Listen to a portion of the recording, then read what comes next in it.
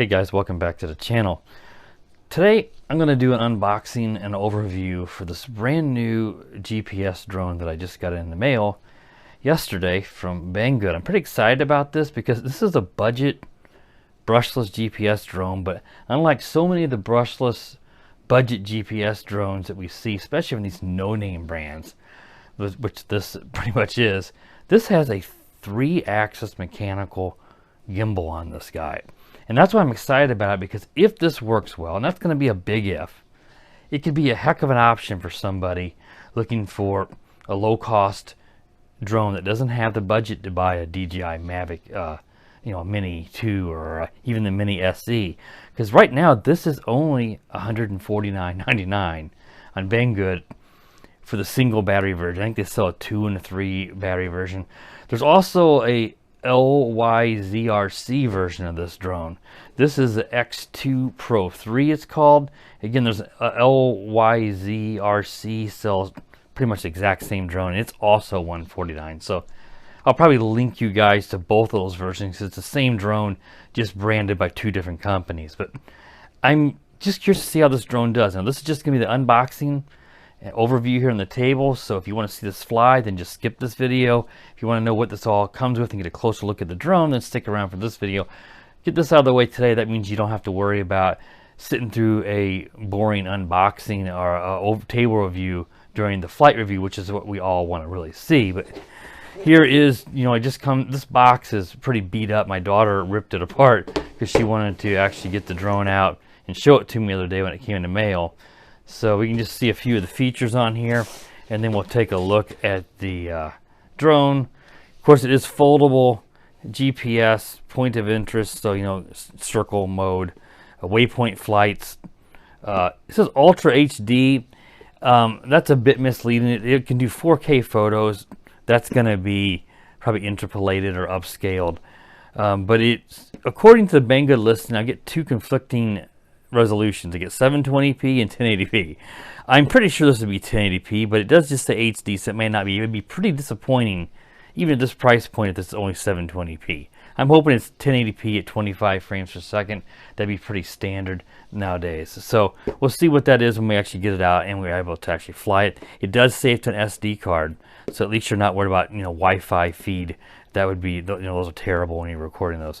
And the 3-axis anti-shake gimbal, it actually has a gimbal on it, and that's such a huge, that's why I wanted to test this out. And it also says it has EIS, or electronic image stabilization. So if the software is able to do that on board, on top of the gimbal, it ought to get really good video. I mean, a gimbal alone should do it, but sometimes these budget gimbals are just not perfect. So if there's a little bit of a shake, and EIS doesn't have to do too much on top of it, it can eliminate whatever flaws the gimbal has. This combination could work out well.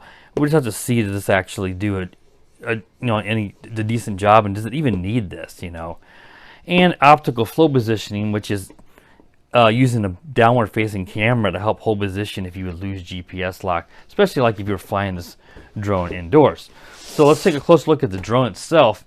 It comes in this soft carrying case, and it's pretty nice with a handle, and there is a strap up inside of here that you can take out and actually attach it to put it over your shoulder if you want to carry this drone around that way. So that's pretty nice as well. But here it is packaged. It has this foam to keep everything in place so that it doesn't slide around inside. Let's take a look at the drone, because it has that MAVIC Pro style look to it. Now, I don't have my scale right here, but this I can tell you right now, this is definitely heavier than a MAVIC Mini. It's going to be over the 250 grams. But it looks, it's pretty neat, and it seems to be nicely constructed. So that's a good, it doesn't feel cheaply made. So let's go ahead and fold out the arms. You guys will get a better look to see that this does have that MAVIC Pro style look. And put it down on the table. It has these rear little feet that holds it up on the back, and the longer landing gear here on the front. It just looks really nice. I mean, it just really seems to be nicely built. It has a gimbal guard here, and this is a bit of a pain in the butt to get off. But there it is. And there is that 3-axis gimbal. You can see it. You got your yaw stabilization, your roll here, and your pitch you know, right here. So, and it looks a lot like the 2-axis style gimbals that I used to see on like the F11 Pro or the DEERC D22, but this is 3-axis. So if it would happen to be similar to that, then I would be pretty optimistic, because that gimbal was one of the best gimbals I've seen by any budget drone. It was pretty much flawless, and most of these are not like that. But this again is 3-axis. I think that had a 4K camera. It wasn't the greatest, and of course this is just going to be at the best 1080p. It has some white, probably lights here in the front. As you can see, X2-Pro3 on the arm, GPS HD camera drone on the other one. The LYZRC just says something LYZRC, and again it looks pretty much identical to this. Here is the Optical Flow camera, so if you lose GPS, it would look down at the ground to hold position, and hopefully that does work. You know, sometimes those can be a bit hit or miss. And here's your, you know, fold out props and your brushless motors. I don't know if there's any, I was going to say I don't know if there's any rear lights, but here are some LEDs on all 4 arms. So you should have some lights on all the arms and the front. Maybe we can see if this will power up. Let's see, is it probably the power button's right here, and there we got, and you have to hold it down. Red in the front, green in the back, kind of what I expected. That's the traditional Chinese way of doing that. Instead of green front, red rear, it usually reversed. My old CX-20, which I got sitting over to the side here, used that color combination. And there is the gimbal. Now, I had it upside down, so you want to make sure when you power this guy up, you get it sitting down quickly, because that gimbal is going to do a calibration. So, unfortunately, with it being the power button on the bottom, that's going to be a bit goofy, because you want to get this thing.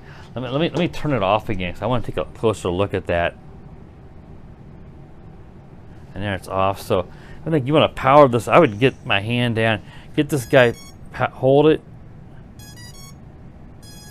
and get it down there, because that gimbal, it looks like it might be a little bit this way, but with it having that power button on the side, the gimbal didn't look like it went through a calibration. Most will do their little thing, but it just, I worry about the gimbal getting off center on the gyro that's built into the drone and not being level. So that's one thing I would consider.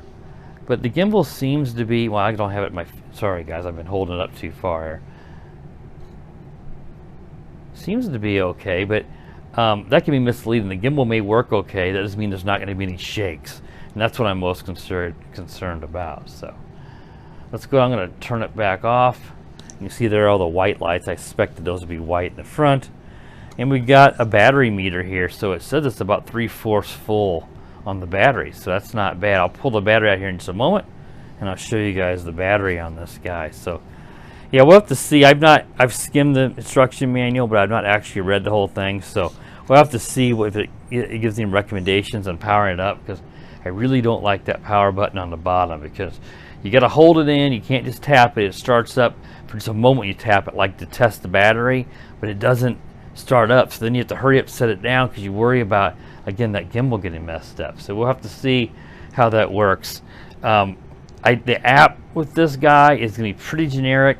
It's like, I think it's called the RC GPS app. I think it was. It's on my phone. I'm using my phone to record this, so I can't look. But I'll put a screenshot up here of the app. That app is used on like the MAVIC drone. I could tell. I had that drone a few years ago. It's pretty universal from what I've seen. So I don't think it's going to have any kind of like gimbal calibrations and stuff in it, is what I'm getting at. So that's why it's important to try to get this gimbal under the best conditions at startup, because the app looks like it's going to be pretty generic. So again, that's the drone itself. The drone looks really nicely built. We'll just have to see how it flies, and how does that gimbal perform in the EIS. You know, it's going to be hard to tell if the EIS works or not, because you don't know how well the gimbal's working, you know, initially. If the gimbal's doing its job, then EIS is not even needed. Now here is your LiPo battery. This is a 2SO or 2S LiPo. It's 7.6 volts here, so that means it's a lithium polymer high voltage. So it's a little bit more power, and that is good, a little bit better power on these high voltage.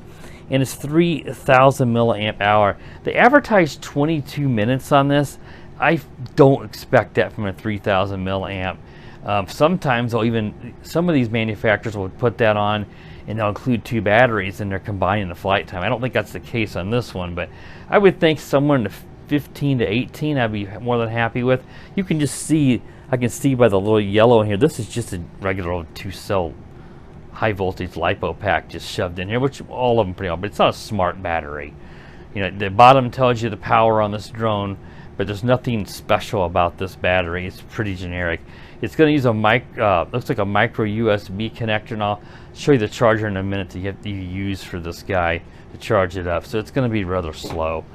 So that charger is inside of here. My daughter, of course, already pulled it out, but here is the it looks like it's just a regular cable, so maybe it does, it's not a smart battery per se, but it probably does have some light or something, and it does cut its power off itself.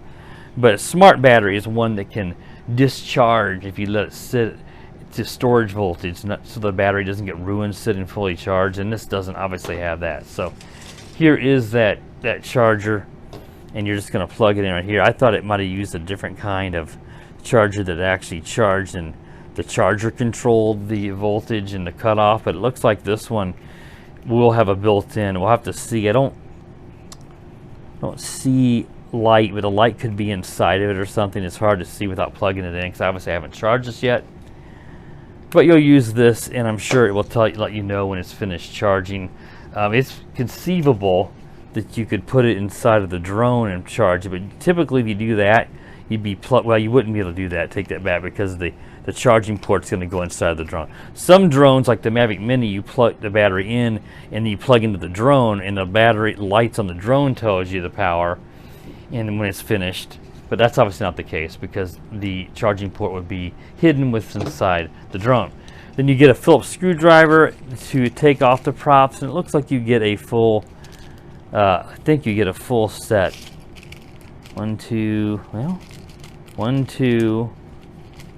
3, 4. It may only be 3. That would be really weird. It looks like it's 3 extra props. It might be 4. I can't really tell in the bag, but I don't want to pull them all out and have them fall over the floor. But it should be a full set. 3 would be an odd amount of props. And let's take a look at the controller. We got the app mentioned, so we got that covered.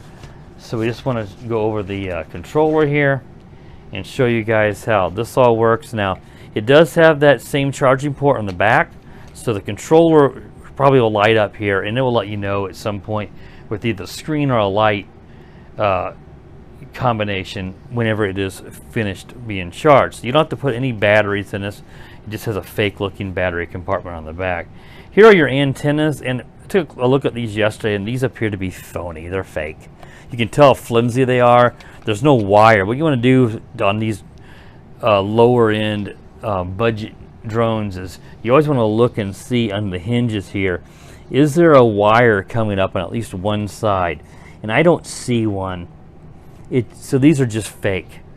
So usually you can tell they will be a little harder to move, at least on one of them, because it's moving that wire inside there. And if there's a wire, that's important. But without that, these are completely useless. They put them on for looks. Again, very common. The LYZRC drone has the exact same controller. It'd be the same way. But you had to pull out your phone clip holder, and this is where your phone will go. This will pop down here, and your phone will go in there. So those antennas obviously don't have to be folded up. You could hide them behind the back here, but they can't be folded exactly the way they are stored because of the phone clip holder. And you would obviously want to use that app. The transmission range on this drone is advertised at 1.2 kilometers for the control distance from the controller. That'd be pretty similar to like the Eachine EX4, but the Wi-Fi is 5G. That's good. That'll help out with no cross interference. But the 5G Wi-Fi from the app in your phone, to the drone is only rated at 300 meters. That's pretty common. So 300 maybe 150 to 200 more realistically, depending on the environment you're flying in.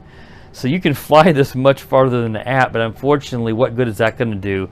Once you lose the FPV Wi-Fi signal, you're going to be flying blind.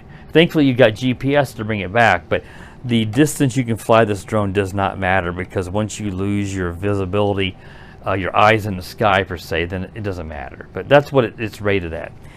So you have your screen here, and let's see if this turns on. When I did this, it didn't even turn on. It makes you think the internal battery is completely dead. So I turned it on like it doesn't come on. The drone had some charge. You'd expect this would have some charge. That's why I thought initially that, and it really is, the switch is not the greatest.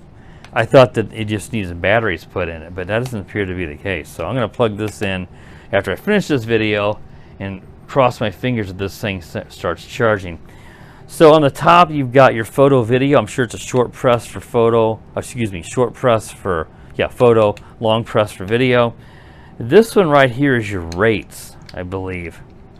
This is your rates, probably low, medium, high, or low and high. You just toggle this little wheel. This wheel will be your gimbal tilt. That'll let you tilt the camera on the 3-axis gimbal up and down. Hopefully that'll be pretty smooth. The lower end drones tend to be a bit jerky with that. This is your return to home. I kind of like that location. It's easy to find and remember. You're going to probably long press that so you don't tap it by accident and send it home. It should come back, fly overhead, come on down and land close to, hopefully, within a few meter or so to where you took off. This right here is to turn your GPS on and off. So you go between GPS and probably just altitude hold mode is what it'll toggle between. Though it's possible that it might switch to optical flow only. I don't know exactly. I have to look at the instruction manual and see, does that go to optical flow, or does it disable all position hold and just go to altitude hold, because they all have altitude hold. This right here, a quick press on this will do a gyro calibration. If it's sitting on a level surface like this, you're going to press it. It's going to calibrate the gyro so that it knows what its level is. A long press will enter this drone into the compass calibration. And that's where you're going to rotate it a few times. The controller may beep, or the app will probably notify you that that's done, and then you'll probably do it face up or nose down and then spin it again, and then it'll tell you that the compass calibration is done. You got to do that the first time you fly it. Probably is a good idea to do it every time you fly this drone, but that's the way it knows magnetic north, and that it can then fly the correct direction between the GPS coordinates to go home, or to even hold its position. Down here, this is your auto takeoff, and if you want to do an auto landing, if you're just up in the air and you want to call it to come down, you don't have to worry about the GPS return home. You just want to land where it is. You press that, and this is headless mode, which is kind of, I don't know. Headless mode to me in a GPS drone is ridiculous, because it holds its position, so you don't need to worry about having those generic headless mode controls. What headless mode does is, whatever direction the drone is facing, if this is this is forward, when you turn it the other way, it's going to go the direction the stick goes. It's going to not be reverse controls, and it makes it easier for a beginner, but I don't like it. It doesn't teach you how to fly. And on a GPS drone, it doesn't matter. If you get reversed, you just let off the sticks, correct yourself. If you can't figure it out, hit the GPS and have it fly back home and land. You don't need headless mode on a GPS drone. I think that's all the controls on this guy. So that should be pretty close to wrapping up the table review for this. Again, I'm excited to get this in the air. I don't have high expectations, and that's only because of my experience with this stuff over the years, is it usually lets me down. But the fact that this is so inexpensive, and literally there's almost nothing at this price range with the 3-axis gimbal. There may be the SG, that 16, whatever that, I can't remember the model number, it's the Beast drone or something. There's almost nothing with a 3-axis gimbal at this price point and brushless motors and GPS. So if this would happen to work good, hey, then we know this and the LYZRC are both a really good option. But I got to get it in the air. I got to fly it. I know there's going to be some faults. My anticipation is that it's going to not have very good range. and the app's pretty generic. But if it can just record good video that's stable and not full of a bunch of shakes at a decent looking quality at 1080p, then this might be a really good option for people. And one thing I didn't mention, here is that SD card slot right above my thumb here that you'll slide in there. Probably go up to 32 or 64 gigs, we'll have to see. But you definitely want to use that so that the video you get is right off the camera and it's not your Wi-Fi feed that's flying into your phone, and then of course we know that drops frames and it's just a disaster. So I'm glad that they did include an SD card on this guy. All right, I think that wraps up the table review. If you watch this, I appreciate it. Stick around for the flight review. Obviously, if you're at this portion of the video, then you cared about the table review. If you care about the flight review, then you skipped this video long ago. If you're new to the channel, please consider clicking that subscribe button. I really appreciate it. And while you're at it, might as well click the bell. That'll notify you every time I upload a new video. And as always, guys, have a wonderful day. The power of the dark side.